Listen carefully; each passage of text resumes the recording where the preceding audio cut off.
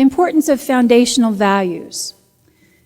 So we're going to share with you the VA's foundational values, our principles and our cultural beliefs.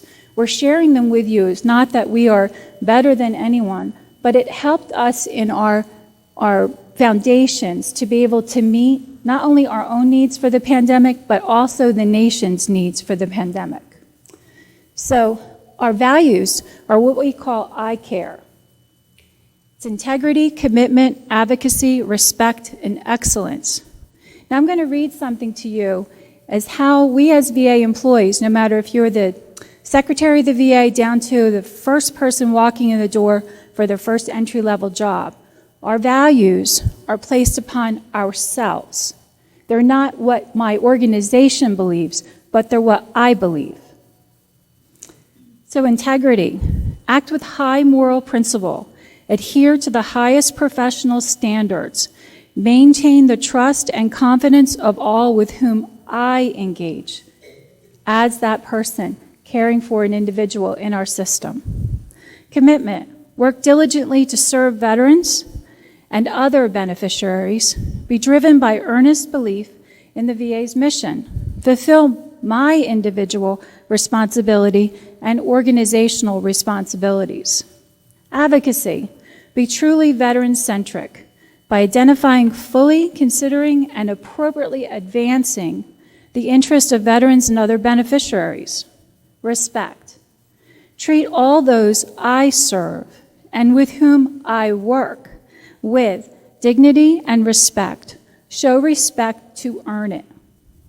Excellence, strive for the highest quality and continuous improvement. Be thoughtful and decisive in leadership, accountable for my actions, willing to admit mistakes, and rigorously in correcting them. So who's heard of HRO, right? So we're very common with that. So that's our principles. High reliability organization. Those three pillars: commitment of leadership, culture of safety, and continuous process improvement. Now this last piece is our cultural beliefs.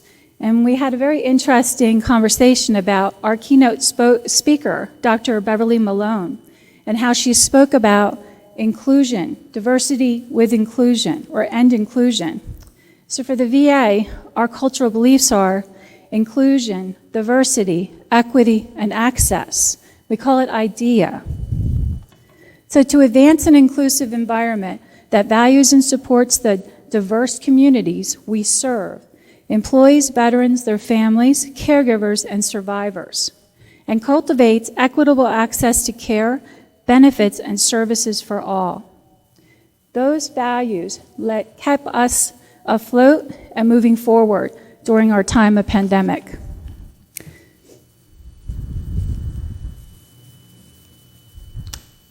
So, everything about the VA is controlled by Congress. So our missions are actually statutory. How many of you have a mission statement, if you're not in the VA, that you are prescribed by law? We are. So the VA statutory missions: academic affiliations, research and development, healthcare for Veterans Health Administration, and national preparedness, the fourth mission. So we are charged to fulfill Abraham Lincoln's promise, quote, to care for him who shall have borne the battle, and for his widow, and his orphan, end quote, by serving and honoring the men and women who are America's veterans. This is just a little snapshot of our organization and our nursing population. So in the VA, we have over 111,000, I think I heard last about 118,000 nurses who work within the VA. It's a pretty good sizable population of nurses. So those of you who are in the VA, we thank you very much. And those of you who are not, but provide care to our veterans through community partnerships, we thank you very much. So the largest cadre is the registered nurse, greater than 72,000. Our LPNs and LVNs are about a little over 15,000. Nursing assistants around 14. Our nurse practitioners are greater than 7,000. Our certified registered nurse anesthetists are over 1,000. Our clinical nurse specialists are 262.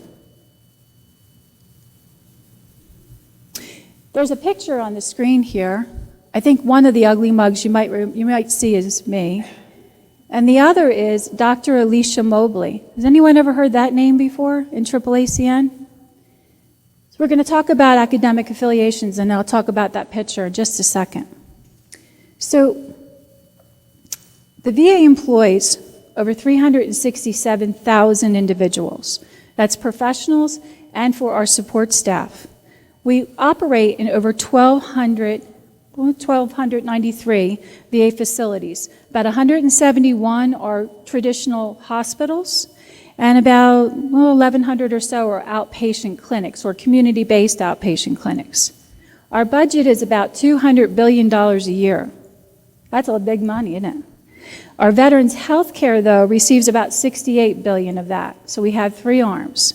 So we have veterans benefits, veterans health care, and veterans cemetery. We have a veteran population in this nation of about 18 million. There's about 9 million of those veterans that receive their health care through the VA. So these academic affiliations serve a greater purpose. They serve a purpose of transforming our country's healthcare system into a top-notch system, allowing individuals, whether you serve in the VA or not, to find the VA as a site for your training to occur. So the Office of Academic Affiliations, or OAA, oversees VA's statutory mission to provide health professions education for VA and the nation. More than 1,800 academic institutions with more than 25,000 nursing trainees come through our doors each year.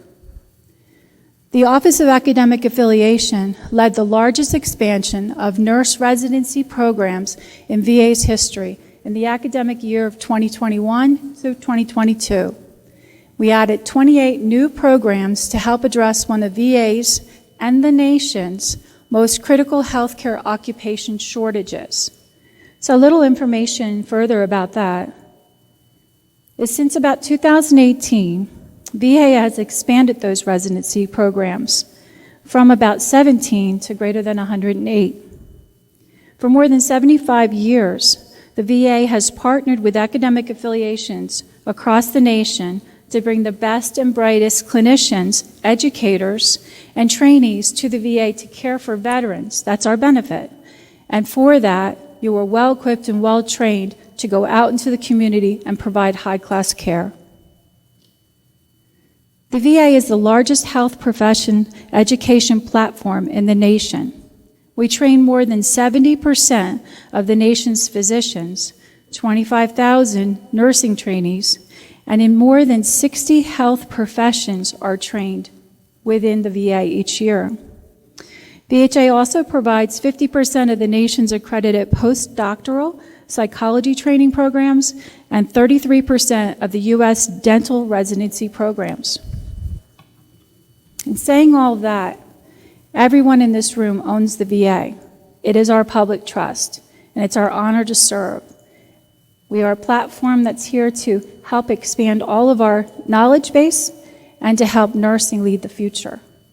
Storm is going to take it away for a while. You know, I didn't finish. Let me finish. Come here. So I didn't finish about Miss Alicia, and I should be smacked for not. So those academic affiliations, Dr. Alicia Mobley is a member of AAACN, and she is a powerhouse within the leadership realm. She's not here with us this year for other obligations. But Miss Alicia is a professor at Rowan University in New Jersey. When we had our height of pandemic and we began to do vaccinations, she rolled up her sleeves and showed up at a clinic that I operated to provide for mass vaccinations to the community, not only the veterans, but the community that we served.